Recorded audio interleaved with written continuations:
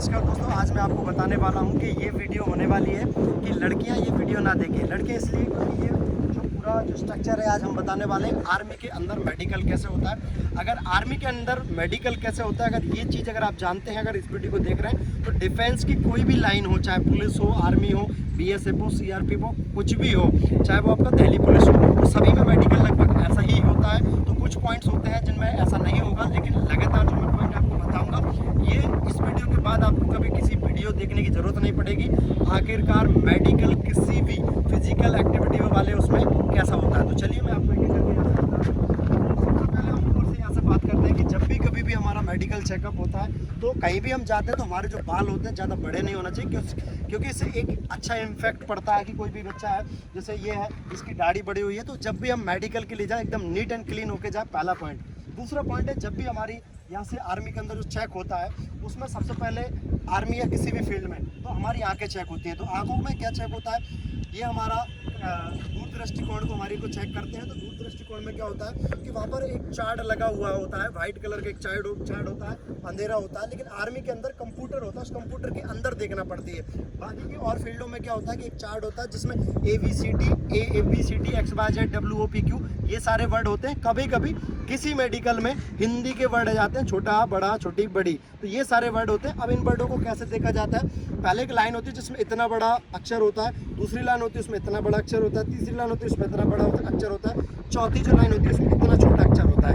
अगर आपके इन से ऊपर से आप आ रहे हैं तो सीधा ऊपर से आते हैं। अगर आप पहली लाइन नहीं पढ़ पा रहे हैं तो 6/12 6/36 पहुंच सकती है, फिर थोड़ा का नीचे का नहीं पढ़ पाए 6/18 पहुंच जाएगी, थोड़ा और नीचे का नहीं पढ़ पाए 6/12 में पहुंच जाएगी, और नीचे का नहीं पढ़ पाए 6/9 पहुंच जाएगी, और लास्ट वाली लाइन को अगर आप पूरा पढ़ देते हैं तो 6/6 यहाँ पर माना जाता है। तो खास करके SSC GD के अंदर अगर आपकी राइट वाली आंख जो होती है उसमें 6/6 है और लेफ्ट वाली आंख में आपके 6/9 है, तो ये वैलिड माना जाता है। लेकिन और फील्डों में 6/6 आपको मस्ट कंपलसरी चाहिए रहता है। अगर दोनों आंखों में 6/9 होती है तो बाहर कर दिया जाता है, एक आंख में 6/6 है और एक में 6/9 है तो उसमें इन कर दिया जाता है। दूसरा पॉइंट हम यहाँ से लेके आते हैं DNS पॉइंट। एक तो होता है इसी में कलर ब्लाइंडनेस। तो कलर ब्लाइंडनेस में क्या होता है, एक पुस्तक होती है, उस पुस्तक के अंदर हमें पढ़ाया जाता है, कलर बने होते हैं लाल पीले हरी गुलाबी। तो उन कलर्स में अगर हमारी आंखों में कोई कलर की अगर समस्या होती है तो वो कलर हमें दिखना नहीं बंद हो जाता है। आप उसको मोबाइल में भी डायरेक्ट चेक कर सकते हैं, ये मोबाइल से भी डायरेक्ट हमारा कलर ब्लाइंडनेस के लिए चेक हो जाता है। तो यहाँ पर ये कलर के लिए होता है। इसके बाद आते हैं नाक, या नाक चेक होती है। किसी किसी की जो नाक होती है बड़ी नाक होती है, किसी किसी की नाक चौड़ी होती है, किसी किसी की नाक की हड्डी टूट जाती है बचपन में गिरने से या कैसे भी, तो ये नाक का एक DNS पॉइंट होता है। तो यहाँ पे इसको चेक किया जाता है हर एक पुलिस विभाग में। इसके बाद आते हैं दांतों पे। तो दांतों पे क्या होता है कि हमारे जो दांत होते हैं, ऊपर के आगे के 4 दांत, नीचे के 4 दांत हमेशा टूटे नहीं होना चाहिए, सही होना चाहिए। इन दांतों के अंदर 22 पॉइंट होते हैं जिसमें हमें 18 पॉइंट में पास होना होती है। अगर कहीं पे कीट लगी है थोड़ा सा चल जाएगा, एक अंदर का दांत टूटा है चल जाएगा, लेकिन सबसे ज्यादा बड़ी बात होती है आगे के फ्रंट के जो 4 दांत है, ऊपर के 4 और नीचे के 4, इनमें से कोई टूटा होगा तो दिक्कत आएगी। अच्छा, दूसरा क्वेश्चन, अगर किसी का टूटा है तो दिक्कत कैसे सॉल्व होगी, उसका सॉल्यूशन है कि वो डुप्लीकेट है, दूसरा कैप लगवा ले, तो कैप लगवा लेगा चल जाएगा। जैसे किसी का दांत यहाँ से टूटा हो, क्रॉस टाइप की टूटी हो, आधा दांत टूटा हो, तो वो उसमें मसाला डलवा ले उसी टाइम पीरियड में 3 से 4 दिन पहले, तो उसका वो दांत क्लियर हो जाएगा। वैसे कोई दिक्कत नहीं। किसी के दांतों में गैपिंग आ रही है, अंदर की साइड दांत जो होते हैं उनमें गैप आता है कि दांत एक के बाद एक गैप होता है, तो उसमें भी हम जो क्या करते हैं कि उनमें भी मसाला डल जाता है, उस गैपिंग को पूरा कर देते हैं, वो भी हमारा क्लियर होता है। तीसरा पॉइंट है इसी के अंदर कि अगर दांत के अंदर एक और दांत होता है तो क्या होगा। हाँ, अगर आपके जो फ्रंट के 4 दांत है, इनमें अगर एक आध दांत होगा तो चल जाएगा। फ्रंट में आगे के 4 सही है, पीछे कोई एक दांत अगर निकल के आ रहा है तो चल जाएगा। दांत का हाँ यहाँ पर क्लियर होता है। आर्मी के अंदर, पुलिस विभाग में यहाँ से शोल्डर देखे जाते हैं, किसी का शोल्डर यहाँ से उठा तो नहीं है या कोई दिक्कत तो नहीं आ रही।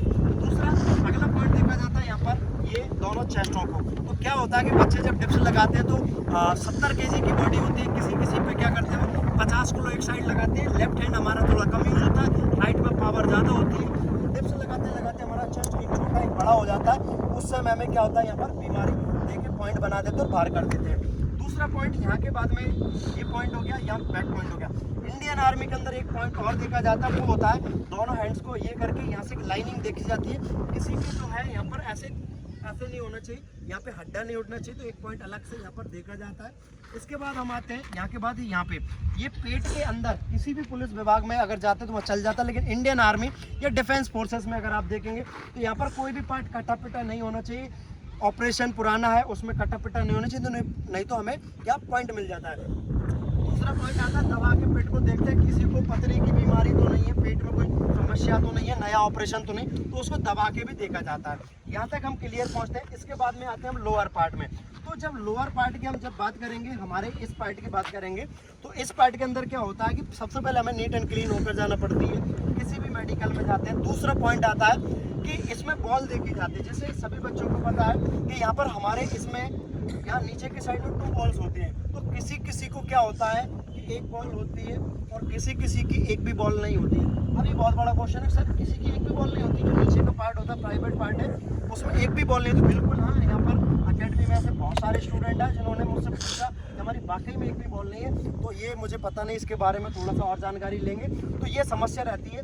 दूसरा रहता है कि जब भी हम मेडिकल देने जाते हैं तो उस टाइम पीरियड में हमारी जो 2 बॉल्स रहती हैं उन बॉल्स के अंदर सूजन नहीं आना चाहिए। मतलब कभी कभी क्या हो जाता है कि हमारे नीचे की साइड में बाल तोड़ हो गया, सूजन आ गई, कोई फुंसी उड़ गई है, तो वहाँ पर हमें क्या दे देंगे, मेडिकल में पॉइंट दे देंगे। तो डिफेंस में हमें यहाँ पर पॉइंट मिल जाता है। मतलब इसका कि आप कहीं पर कोई गलत काम ना करें तो वहाँ पर आपको उस हिस्से के अंदर आपको कोई बीमारी ना हो, इसलिए उसका आपको ध्यान रखना है। दूसरा होता है कि जो हमारा पेनिस होता है, ठीक है, जो हमारा पेनिस होता है उसको भी अप डाउन करवा कर देखा जाता है कि उसको आगे पीछे, जो डॉक्टर होते हैं उसको आगे पीछे करवा के देखा जाता है, उसमें भी पॉइंट दिए जाते हैं। किसी किसी को बच्चे को भर्ती के अंदर ऐसा पॉइंट भी दिया जाता है, भर्ती में ऐसा पॉइंट भी दे देते हैं कि जो हम लोग जैसे टॉयलेट जाते हैं तो सिंगल हम टॉयलेट करते हैं तो उसमें वो बताते हैं कि 1 छेद नहीं होता, 2 छेद होते हैं। तो किसी किसी को ऐसी भी बीमारी होती है कि उस जगह पे उसको 1 पॉइंट पे 2 छेद होते हैं टॉयलेट करने के, तो वहाँ उसको पॉइंट मिल जाता है। तो एक बहुत अलग ही डिफरेंट पॉइंट है जो आप लोगों को शायद पता भी ना हो।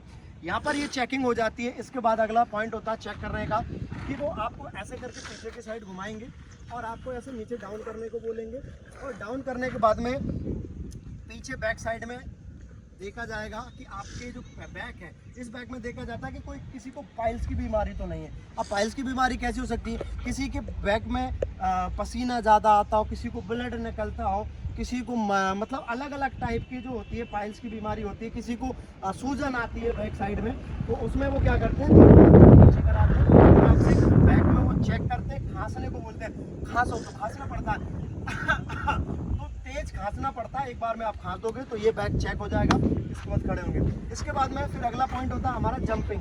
इसमें क्या है, वेरिकुलस वेन्स, एक जो वेन्स होती है, वेरिकुलस वेन्स जिसको बोलते हैं, वो होती है यहाँ लेग्स में। मतलब जब हम सबसे ज़्यादा लॉन्ग रनिंग करते हैं, लॉन्ग रनिंग अच्छा सूज नहीं होता है, जब हम रोड पर रनिंग करते हैं तब ये वेरिकोस वेन्स का बनने के चांस होते हैं। पहले तो लड़कों में पाया जाता था, अब ग्राउंड पे बच्चे अकेडमी में दौड़ते हैं, ये समस्या नहीं आती है। तो ये वेरिकोस वेन्स क्या होती है, तो आपको पहले पीछे वाले लड़कों को भी बताता हूँ कि जब यहाँ पर कोई मसल्स यहाँ पर नीली पीली पड़ जाए, मतलब फूलना चालू हो जाती है, उसको बोलते हैं वेरिकोस वेन्स। तो मतलब यहाँ पानी भर जाता है, तो उसमें उस पॉइंट में डॉक्टर कहता है कि वेरिकोस वेन्स में पानी भर गया, इसको आपको इंजेक्शन के माध्यम में, ऑपरेशन के माध्यम से निकलवाना पड़ती है। अब वेरिकोस वेन्स कैसे चेक होती है, वहाँ पर आपको सिंपल जो हम रोज प्रैक्टिस करते हैं जंपिंग, तो जंप करके बताना, ये सिंपल इस प्रकार से आपको वहाँ पर मेडिकल के अंदर ऐसे जंप कराया जाएगा। कल रात को भी मेरा एसएससी हेड कांस्टेबल का मेडिकल चल रहा है, एक बच्चे से रात को मेरी बात हुई थी, तो उसने मुझसे कहा कि सर मुझे वेरिकोस वेन्स में पॉइंट दिया। अभी इसी टाइम पे एसएससी हेड कांस्टेबल का मेडिकल चल रहा है, उसमें इस बच्चे को किसी को ऐसे दिया है। तो आपको उस समय क्या करना है, ज़्यादा जोर से नहीं उचकना है, आपको इतना उचकना है जितने नॉर्मल हम जंप लगाते हैं, सिंपल हम स्किपिंग करते हैं, उतना आपको यहाँ पर जंप करना होता है। चलिए, तो यहाँ पर ये जंपिंग अगर सही करते हैं और पीछे से अगर नहीं आता तो कोई दिक्कत नहीं होता। अगला पॉइंट होता है नॉकनी, पैरों को सूज निकाल लेना, सूज निकाल, सूज मुझे। अगला पॉइंट होता है हमारा नॉकनी। तो नॉकनी कैसे चेक होता है कि दोनों पैरों को यहाँ पर, दोनों पैरों को चिपकाया जाता है। चिपकाने के बाद इस सेंटर के बीच में, मतलब आप ये मान सकते हैं, ये मेरे पास एक सिंपल स्केल है और ये स्केल के बीच में यहाँ पर ये आपका स्केल निकल रहा है, इसका मतलब आपको नॉकनी नहीं। पीछे पैर अगर आप खींचते हो तो खींच सकते हो, कोई दिक्कत नहीं है। अगर किसी डॉक्टर को डाउट होता है कि अगर इसको नॉकनी है कैसे और चेक कर सकता, तो एक पॉइंट और होता है, थोड़ा और आ गया, लेट जाओ। पूरा लिखा। तो वो एक डॉक्टर ने जब चेक करता है, आपको पता भी नहीं चलता। किसी किसी बच्चे का कमेंट होता है कि डॉक्टर ने हमारा नौकनी चेक नहीं किया। नौकनी सबका चेक होता है, लेकिन किस प्रकार, जब आप कहीं पर लेटे होंगे, आपको वहाँ पर लेटाया जाएगा, दोनों पैरों को डॉक्टर ऐसे चिपका के इतने हिस्से में, यहाँ इतने हिस्से में देख लेगा कि आपका मेडिकल पॉइंट नहीं है। तो आपको ऐसे भी देखा जाता है, जब भी कहीं पे आपको ऐसा लेटा है तो पैरों को टाइट ना करें, क्योंकि डॉक्टर ऐसे भी आपका मेडिकल पॉइंट चेक कर लेता है। ये ध्यान में रखें, खड़े होना। इसके बाद में अगला जो पॉइंट होता है, उस पॉइंट के बारे में हम बात करेंगे। सबसे बड़ा पॉइंट होता है जिसकी कोई एक्सरसाइज नहीं है, जिसका कोई समाधान नहीं है, वो होता है एक ही हमारा यहाँ पर कैरी एंगल। तो कैरी एंगल कैसे चेक होता है? तो कैरी एंगल, ये दोनों हैंड सामने होते हैं, इन दोनों हैंड्स को सामने मिलाया जाता है। अगर इन हैंड्स को मिलाने के बाद आपका यहाँ पर दोनों हैंड्स आपस में नहीं मिलते हैं, मतलब आप पास हो, अगर ये दोनों आपस में मिलते हैं, एक टेढ़ा जाता है, इसका मतलब आपका चेक करने में दिक्कत है। तो इन दोनों हाथों को ऐसे करके सामने बिल्कुल ऐसा फ्रंट किया जाता है। इनको फ्रंट करने के बाद ऐसे देखा जाता है, सामने देखा जाता है, नीचे किया जाता है। फिर अगला पॉइंट आता है हाथों में पसीना आना। किसी किसी को बहुत ज़्यादा ठंडों में तक पसीना आता है, तो आपको वहाँ पर ऐसे मुट्ठी बांधने को बोलेंगे, तो उस टाइम पे आपके हाथों में पसीना नहीं आना चाहिए। अगर आता भी है तो पहले से थोड़ा सा साफ करें। ये एक पॉइंट होता है मेडिकल पॉइंट के अंदर। दूसरा होता है आपकी जो फिंगर्स हैं, उनको ऐसे करके रोटेट करके ऐसे करवाया जाएगा और उसको ऐसे रोटेशन में लाया जाएगा। इसको क्यों लाते हैं? क्योंकि जब भी हम रिवॉल्वर को पकड़ेंगे तो उससे जो खटका होता है उसको चलना चाहिए ये फिंगर्स में। अगर किसी की फिंगर्स कटी पिटी है, हल्का फुल्का कुछ नाखून कटा, चल जाएगा, टेंशन नहीं लेना।